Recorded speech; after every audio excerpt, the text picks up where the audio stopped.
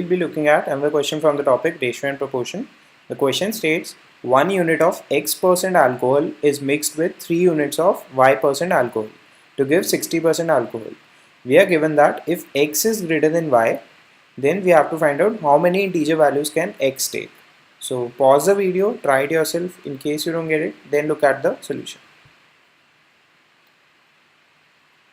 Okay, so here we have been given that X% alcohol and Y% alcohol is mixed to give 60% alcohol. We have 1 unit of X% alcohol and 3 units of Y% alcohol.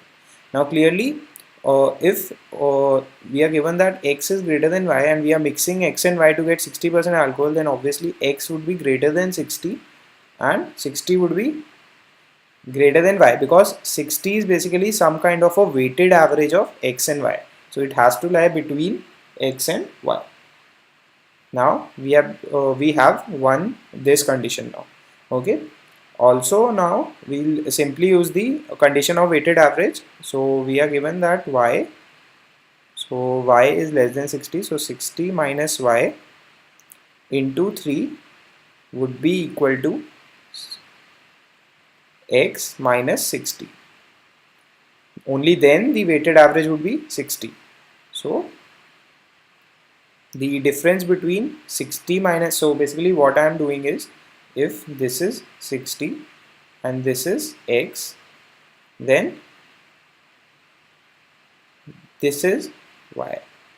Why? Because this gap into 3 should be equal to this particular gap. So that is how we got this equation.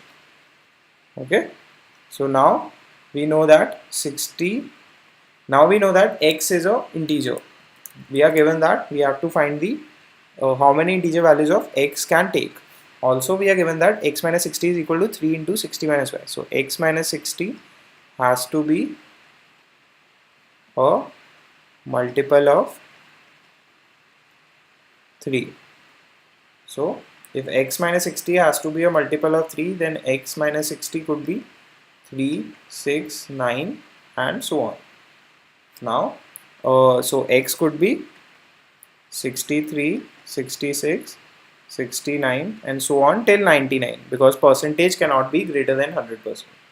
Okay, so now this forms an AP and we have to find 99 as the nth term of that AP, that is A plus n minus 1 into 3 is the common difference.